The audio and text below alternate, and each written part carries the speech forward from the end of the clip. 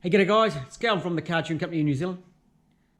Life has a funny way of throwing challenges at us. And I've got one of those said challenges right here. But I'll give you a little bit of background. My intention was to do a video on 1UZ or 3UZ VVT-i cam seals and to talk about the scissor gears.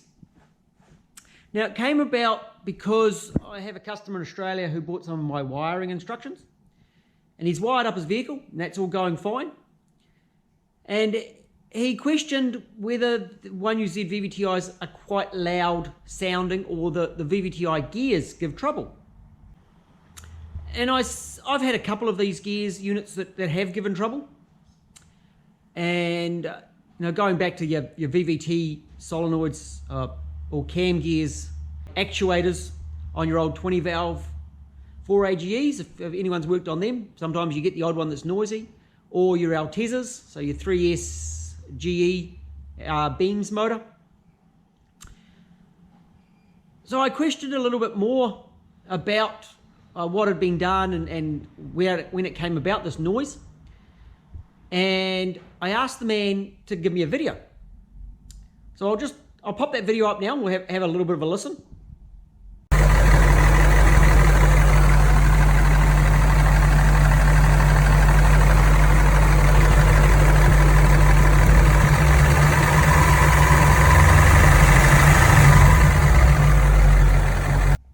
Upon hearing that video, I did hope the man turned it off because it sounded like a tractor, and they shouldn't sound like a tractor. Videos of engines running often, they seem to resonate some of the extra noises, and they sound quite ticky, but this one sounded really bad. Upon a bit more questioning, I found that he had done cam seals, and I asked about whether he'd locked up the scissor gears. I did feel there was a little bit of a pause, a hesitation, and kind of suggested that he hadn't or didn't know about them. After he'd completed the job, he said that no, he had got the scissor gears incorrect. He thought he might have seen something in the manual about it. He set them properly and the noise was gone. And this is what the engine sounded like after he'd fixed it.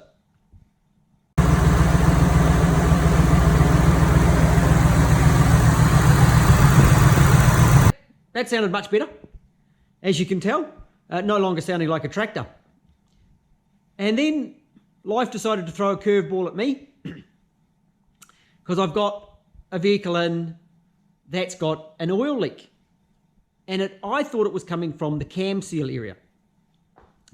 And I thought it was a perfect opportunity to discuss the scissor gears and show doing cam seals on a VVT-i Lexus motor. It didn't get quite that simple, but we'll look at that in a moment. So let's have a look first. So we have this one apart. And to do the seals, you need to remove the inlet camshaft. So I've timed it all up. Now remember, I was looking for an oil leak. We had oil all through here, down the side. I've pulled this off. You can see there's no oil on the back of the crank. I did that seal. Now the scissor gears we refer to as these gears here. Now, as you know, if you do have two gears running together, they can be quite noisy. So what Toyota did is they split the gear and they spring loaded it. And that reduces the noise. To lock these up, when you do take them out, and the same with the non-VVT-i, is you put a bolt in the back. So there's a 6mm, metric 6mm bolt in the back, and it locks those gears up, and you can take the gear out, take the cam out, and put it back together. Just also to note, these ones also run a shim under bucket. So here's your shim right there, and there's your bucket. They aren't hydraulic lifters, they are adjustable. You can change those shims, and it sits like that. So slightly better design for a high revving engine than the non-VVT-i. There's the front cover coming off.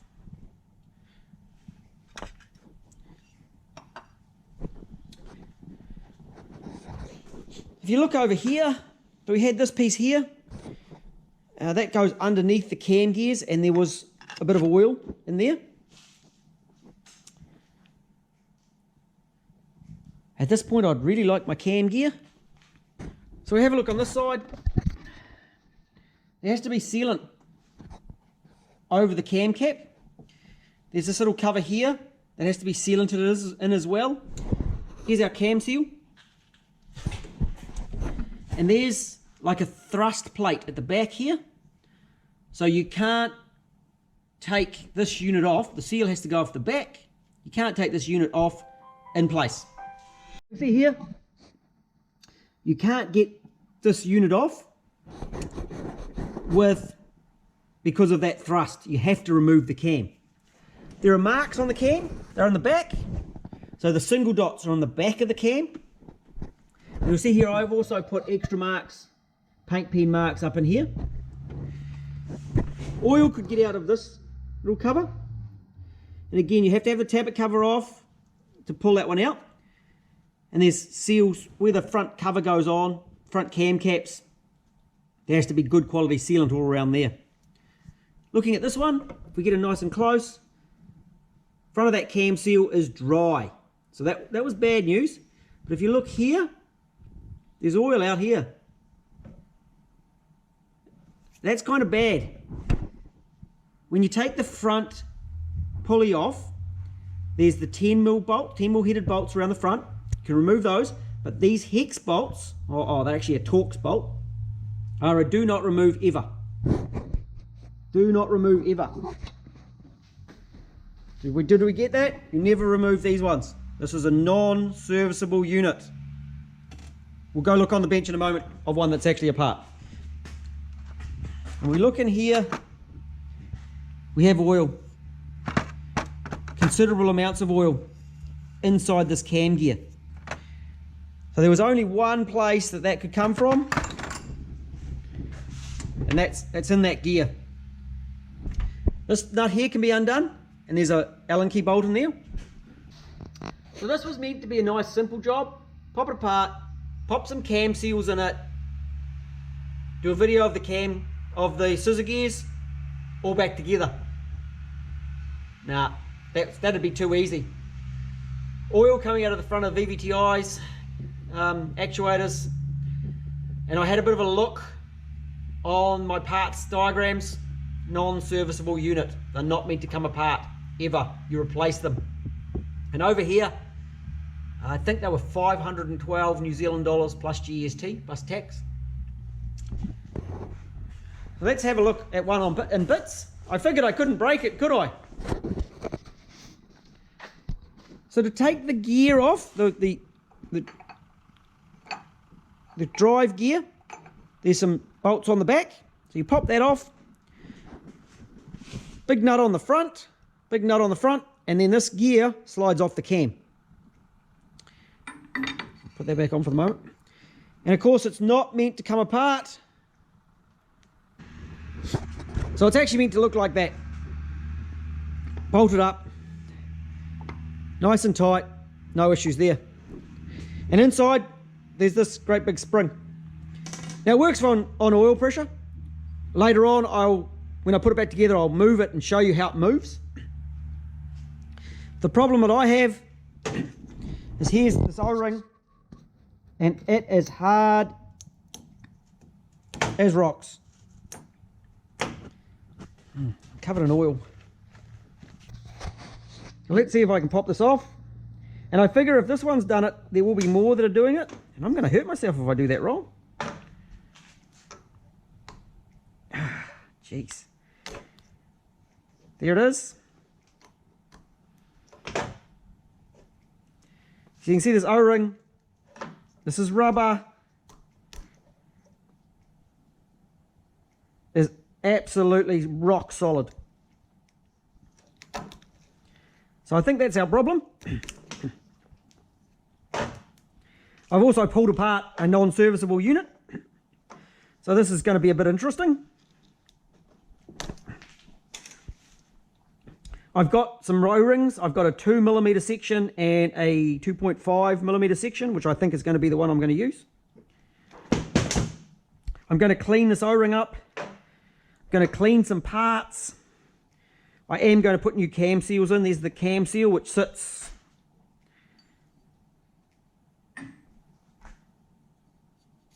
there.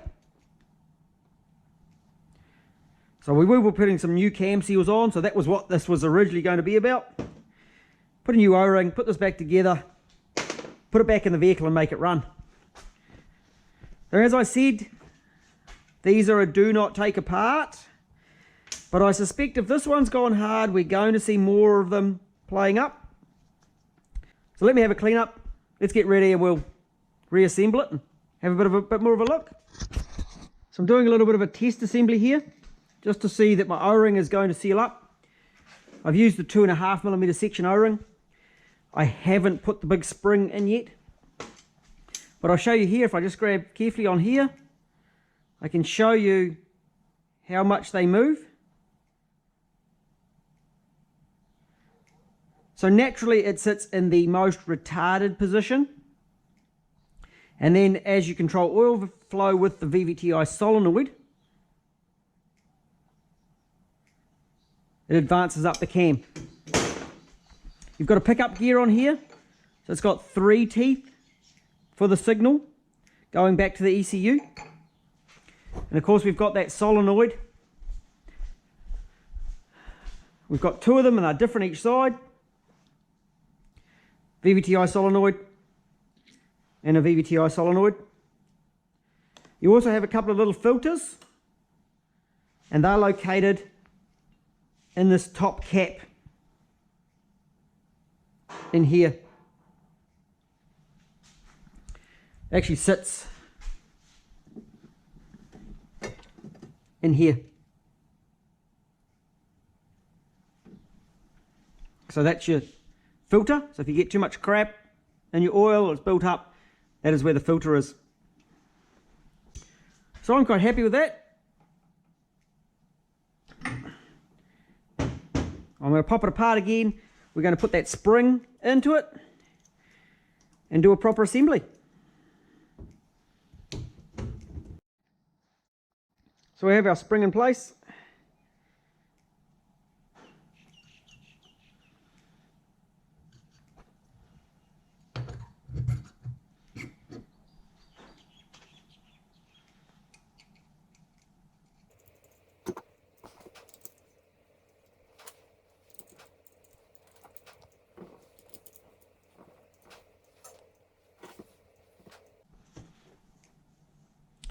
When I pulled it apart, I also put a little bit of a dot punch so we get these in the right place.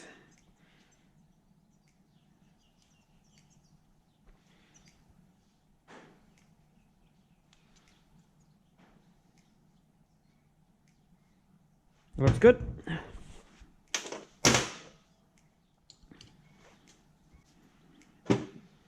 Don't forget we pop a little bit of Loctite on these bolts. I do not want them coming loose.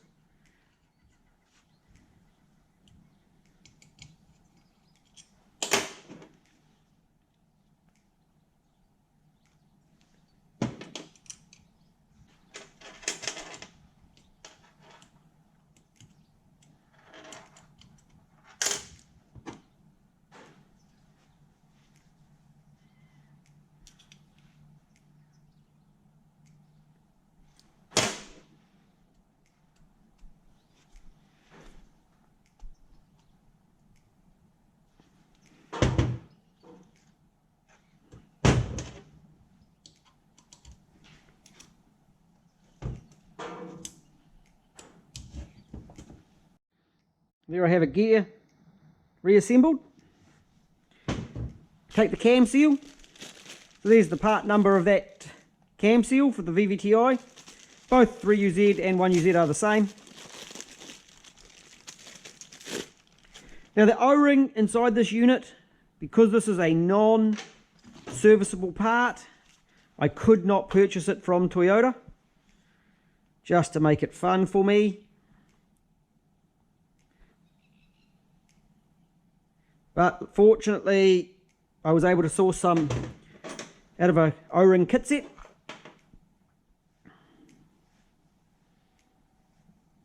I like to put a little bit of assembly lube in the center of the seals.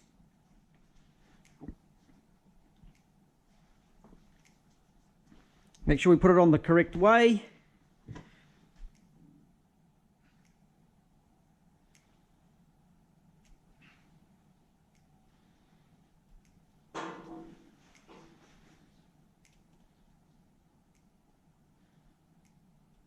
That's much firmer than the old one. And these are all got dowels on them. I've just put a little bit of like a CRC. I'm using inox WD-40 equivalent type product.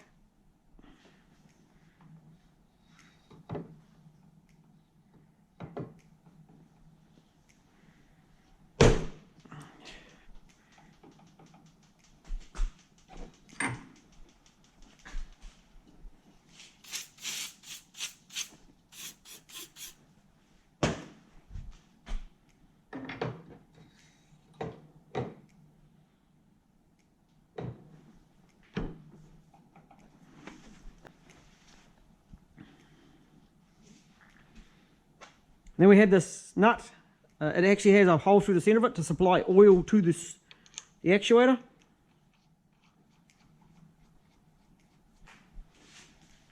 It's a 10mm hex Allen key.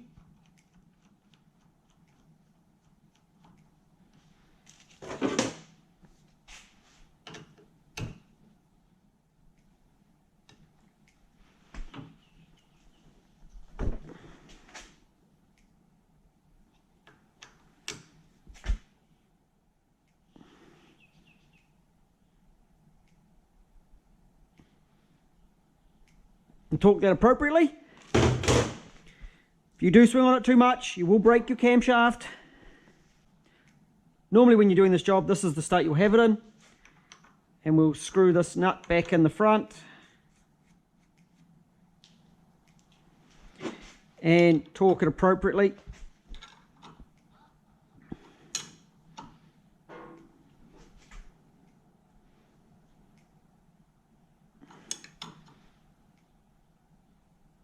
Again, if you do it too tight, you'll break your camshaft.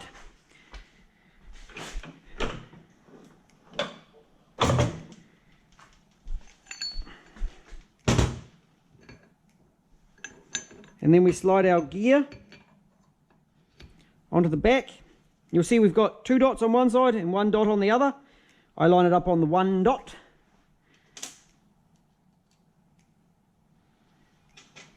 Allen key bolts back into the back of it.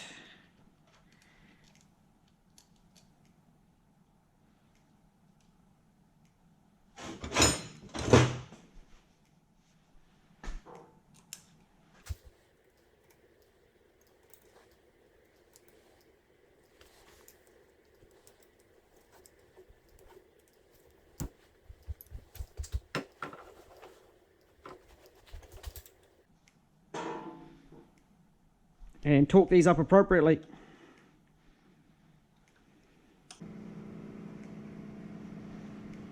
So we have that ready to go back into the hole. It's going to do a bit of cleaning on the front cap and we'll pop it back in. So here I've put a bit of sealant around that front fitting and I've sat the camshaft back into place. Now it should sit down nicely. Okay, if it's sitting up at one end, that is bad. Don't allow that to happen.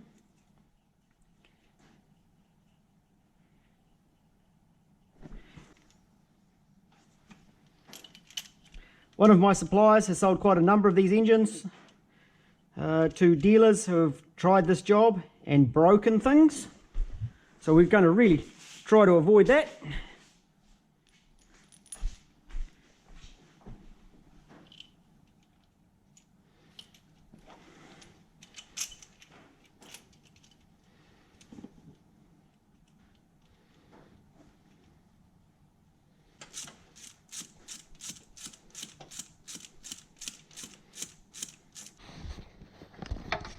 So we've put the cam cap on.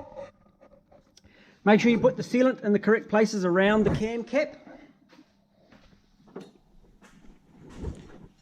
which is here, here, across here, and I go out here as well.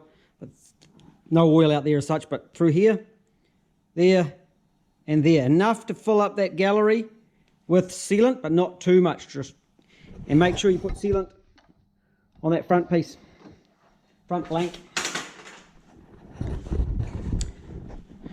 There are washers Here, here, here, and here. They're proper sealing washers because there's oil down underneath that. So I've got the VVT-i solenoids, and I'm just checking that they are moving freely.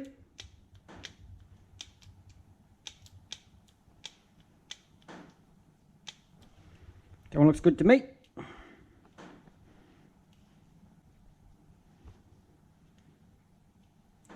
So they're not polarity conscious when testing. Looks good to me as well.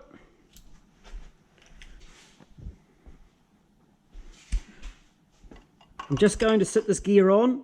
I'm not going to put the bolts in at this point. What I'll do is I will thread the belt around it, and I'll put the spanner onto the cam to lock those up, but I'll do it when I've got the belt on. So I've got the left hand side all done. Now to move to the right hand side and do the whole process again. Just the same, but it's on that side instead of that side. So basically, undo the cam caps, lift the cam out, onto the bench, swap the seal, put it back together. Basic.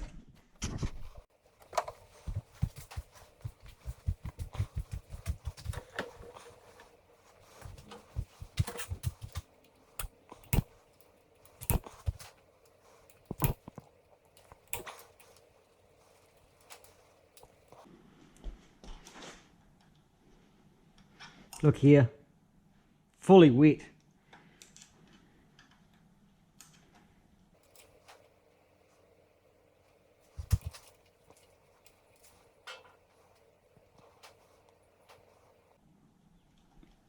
So this little gear will come off.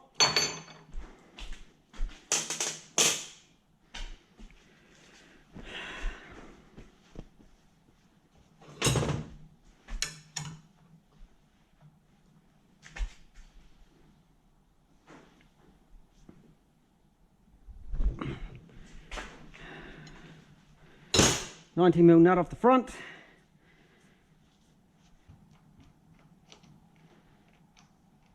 Allen key out of the centre, and this whole unit will then just slip off like that. Now it's easier to undo the bolts when it's on. So we'll undo these little Torx heads. These are not very tight.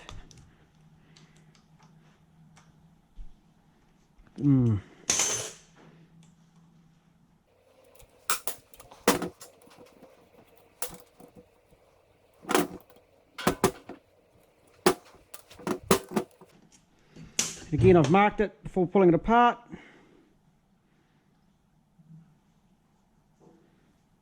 And there's that hard as rocks O-ring. There's a lot of oil in there. And of course the seal can slip off the back.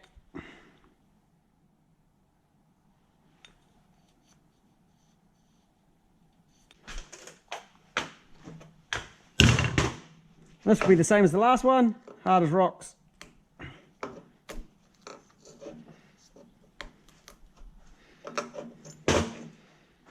So I've got some cleaning to do like the last time, and then I'll put this one back together. So here we go on the right hand one. Slide the camshaft seal on.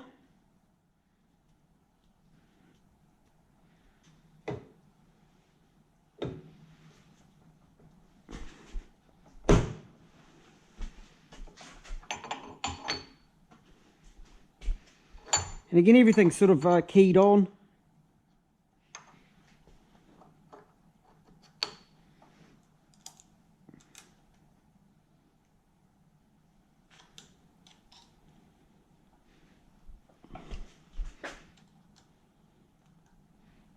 Right, they're all nice and tight.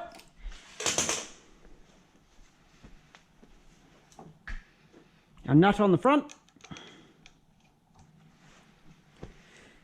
With our 10mm Allen key.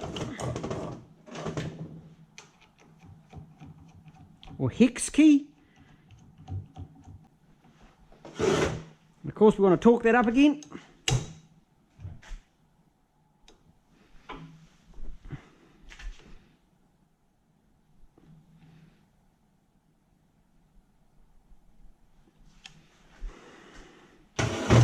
I had applied a little bit of Loctite to the Allen key, and then we put the cap on the top, and of course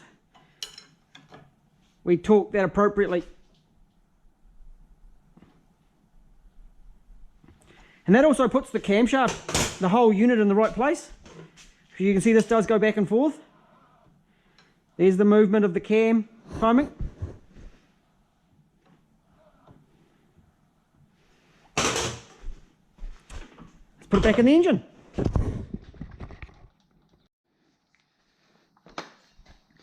Here's that sealant thing again. Through here. Through here. Through there. I also give a little bit here, a little bit here. And this fella here, this one just slides in and it's got a line up at the bottom. There we go. Right, we've got to line up this mark again. So here's the dot here. I need some light. Right, this one didn't move around like the other side.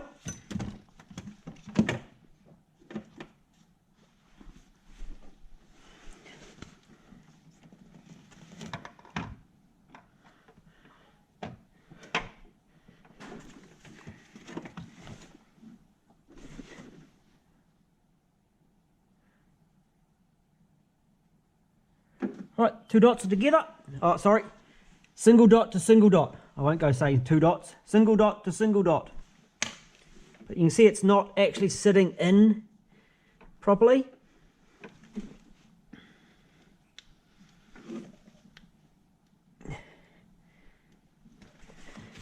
And this is where you can get damage or breakage.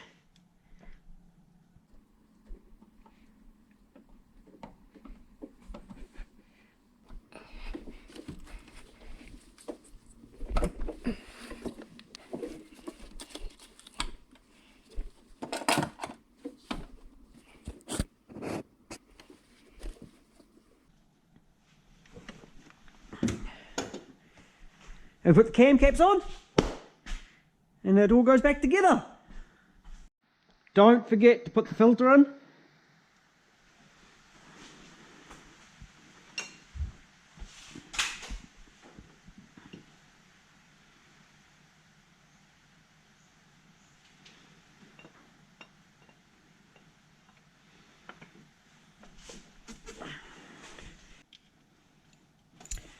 The bolts that go on the front cam cap have also got sealing washers on them. And make sure we do put those in.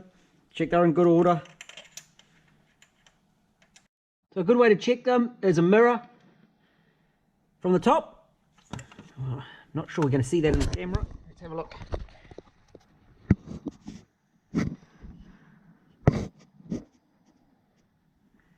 Can't quite see it, but there are dots that are lined up nicely there.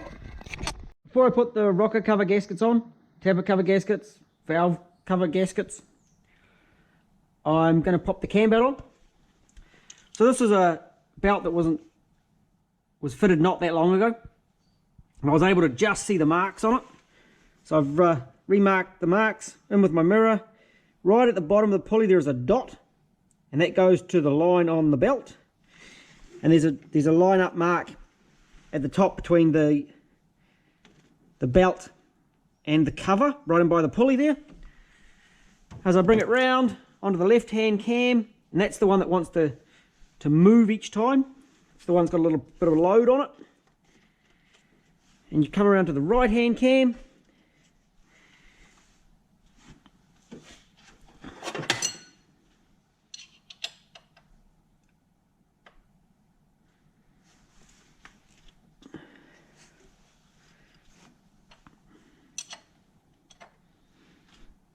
Bring it around onto the mark.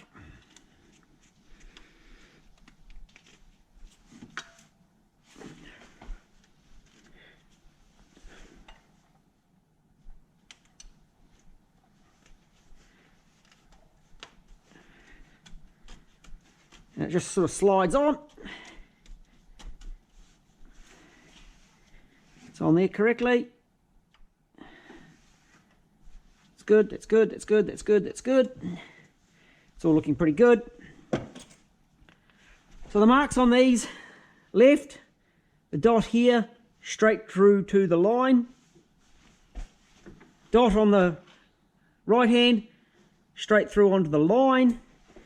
And at the bottom, on the crankshaft, there's a little dot in by my finger here. There's also the line lined up at the bottom. Once you put your cam belt on, always do 2 crank revolutions of the engine. One in firing order revolution, so 720 degrees. And check that your marks line up again. Do that every time. If you're not sure, do another couple. Check it a second time.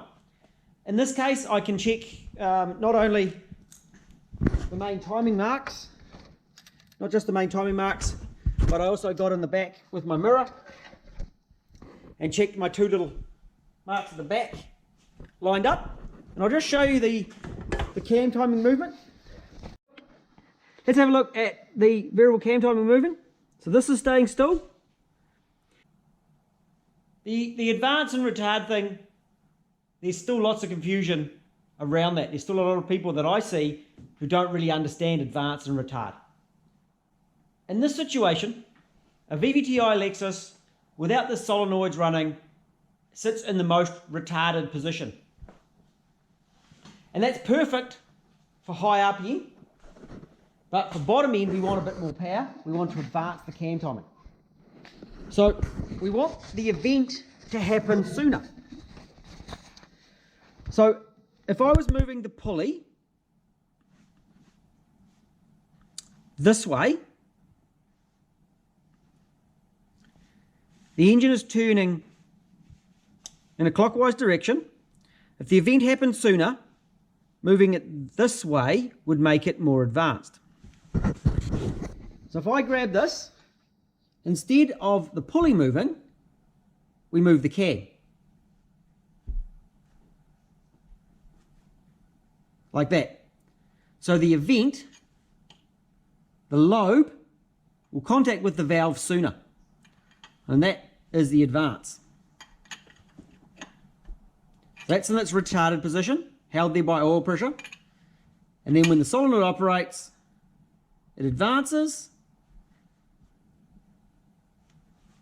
and the valve will open sooner. Advance. And you'll notice it is only happening on the inlet cam.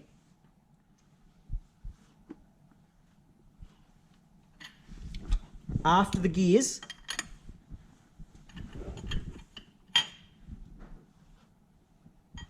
advance, retard. So I hope that's a little bit helpful. It's back together. I've lined up my timing marks again. Straight there. There. And down the bottom here. I also need to remove that little bolt in the scissor gear. So don't leave that in there. This one should be in the right position.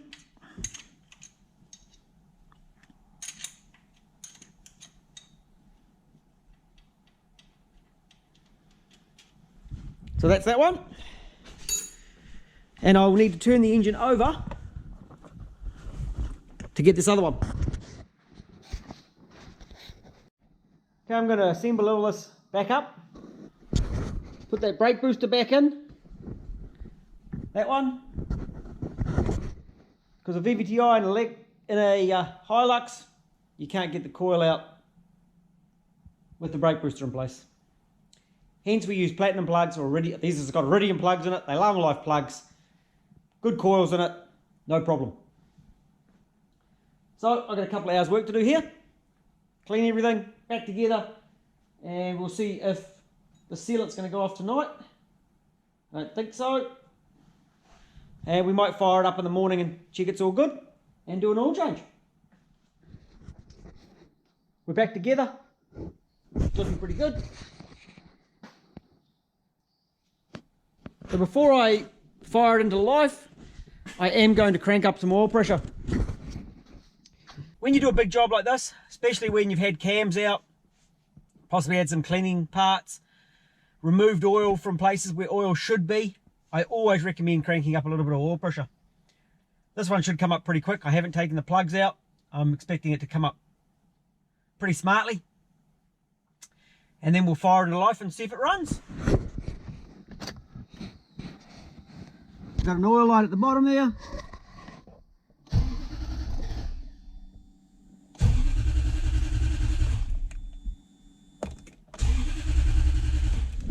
It's pretty good.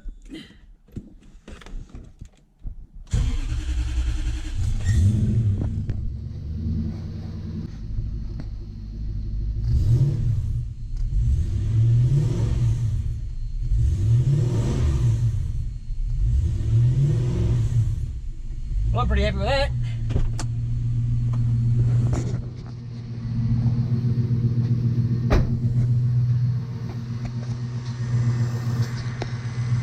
I can't rev it from under here because it's drive-by-wire throttle.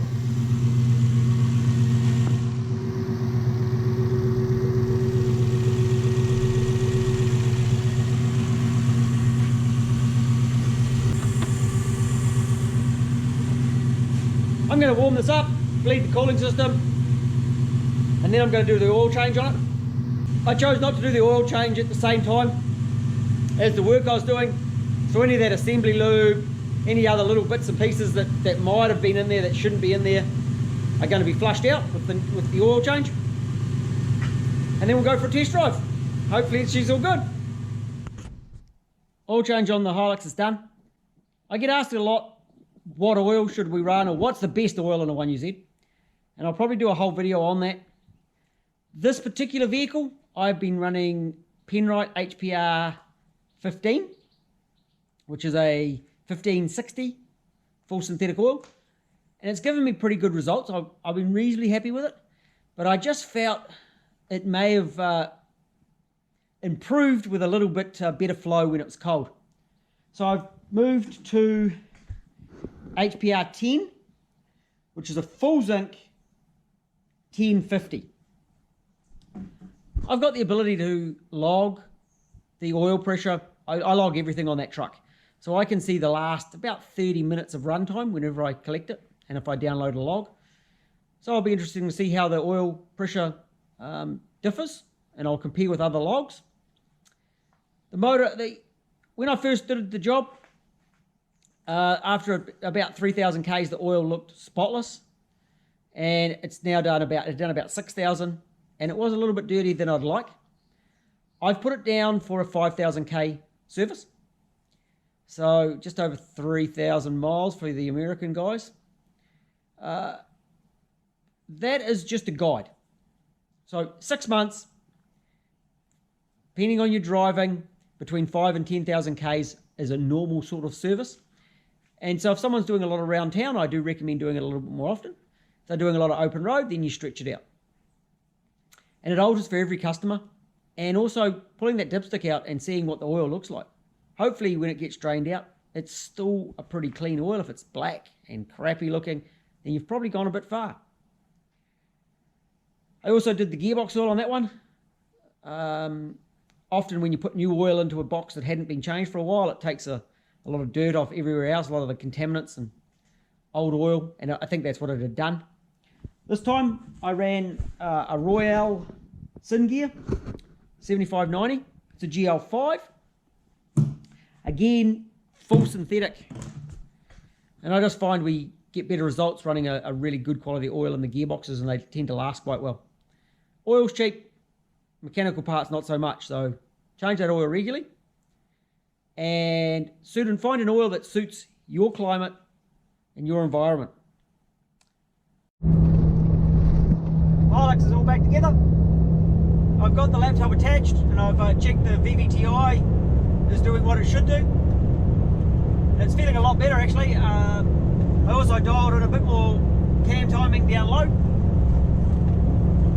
Right at the moment I'm just checking some fuel trims while I'm driving it. I've got some screens with big numbers so I can just glance over and check it while I'm driving. and I'm really happy. So it can go back to its customer, back to its owner, and we'll see it another time, I'm sure, and we'll have another look at it.